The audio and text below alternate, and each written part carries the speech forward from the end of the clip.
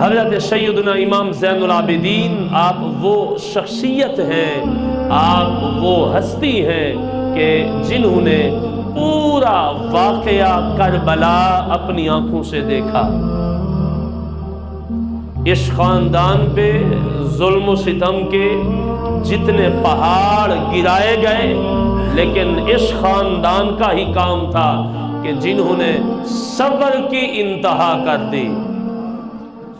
جب یکے بعد دیگرے میدان کربلا میں شہید ہو رہے تھے اور سب شہید ہو گئے، حضرت امام حسین علیہ السلام آپ جب میدان کربلا میں جانے لگے تھے تو حضرت سیدنا امام زین العابدین رضی اللہ تعالیٰ عنہ آپ خیمے میں لیٹے ہوئے ہیں۔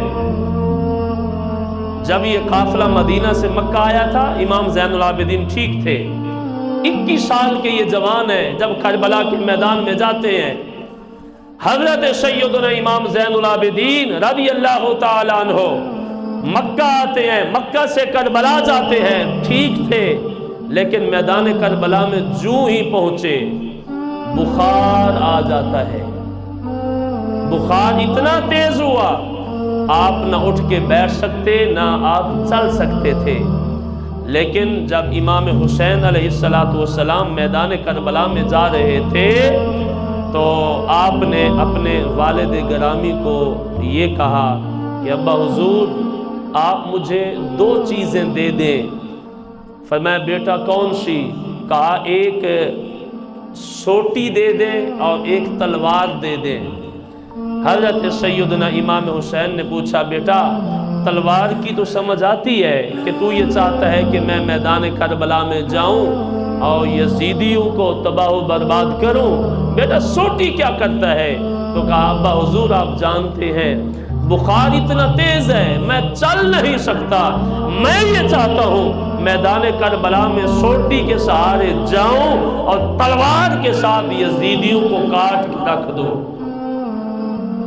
سیدنا امام حسین علیہ السلام نے یہ کہا بیٹا آپ جانتے ہیں اس کربلا کے میدان میں جو بھی جاتا ہے وہ واپس نہیں آتا، وہ شہید ہو جاتا ہے، سارے شہید ہو گئے، بیٹا میں بھی ابھی جاؤں گا شہید ہو جاؤں گا، لیکن بیٹا بات یہ ہے اس نسل نے بھی آگے چلنا ہے، بیٹا قیامت تک اگر کوئی نسل باقی رہے گی تو وہ اہل بیت ہوگی اور اہل بیت نے قیامت تک کے لیے رہنا ہے، بیٹا میری نسل نبی کی نسل تجھ سے آگے چلے گی، اور بیٹا ایک وقت آئے گا صرف مدینہ میں بھی نہیں بلکہ پوری دنیا میں میری نسل موجود ہوگی۔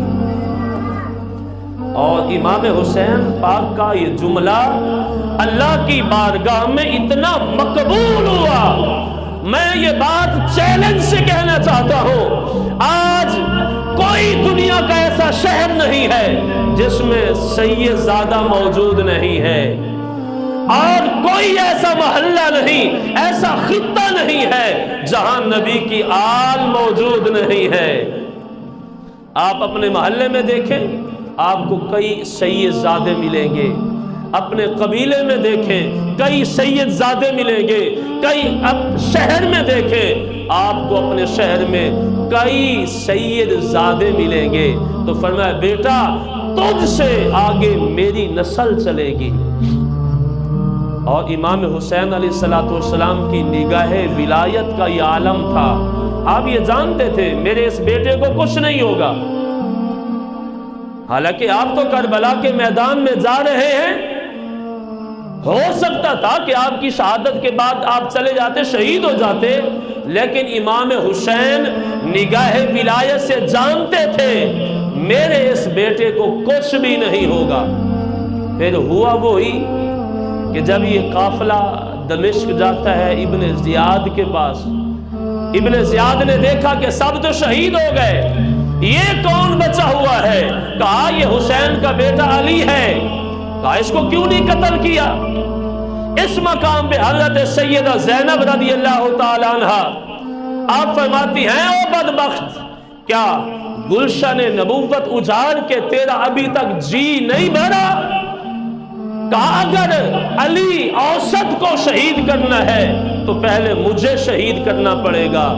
تو کسی نے آ کے ابن زیاد کے کان میں یہ کہا، او بدبخت بش کر، تو نے سارا گلشن نبوت اجاڑ دیا، تیرا ابھی تک جی نہیں بھرا؟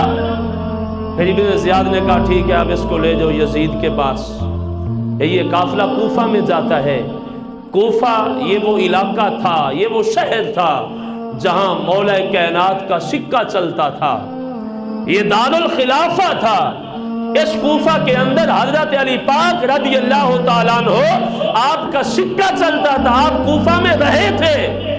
حضرت علی پاک رضی اللہ تعالیٰ عنہ جس شہر میں علی پاک کے بچے شہزادے بن کے جس بازار میں جس شہر میں چلتے تھے، آج اسی علی پاک کے بیٹے اور گھر والے جو ہیں وہ قیدی بن کے ان کو کوفہ کے بازاروں میں گھمایا جاتا ہے۔ اور سارا کوفہ یہ تالا تھا۔ کوفہ کے اندر 1 مہینے 5 دن اس قافلہ کو ٹھہرایا گیا۔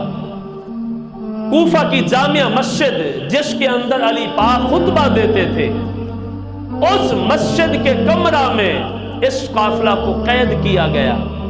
ہر نماز کے بعد کھڑکی کھولی جاتی، نمازیوں سے کہا جاتا، او لوگوں دیکھو یہ وہ باغی ہیں معاذ اللہ جنہوں نے یزید کی مخالفت کی، یزید کی دشمنی کی، ان کے باقی سارے مارے گئے، یہ بچے یہ قیدی بن گئے۔ ساتھ یہ بھی کہا جاتا یزید کی جو مخالفت کرے گا اس کا خاندان قتل کر دیا جائے گا، اس کے خاندان کا یہ حال ہوگا، قیدی بنایا جائے گا۔ 1 مہینہ 5 دن کے بعد جب یزید کو کسی نے آ کے یہ کہا، بدبخت تو نے بدبختی بہت زیادہ لے لی ہے، اب اہل بیت کے افراد کو، اہل بیت کی خواتین کو واپس مدینہ پاک بھیج دیا جائے۔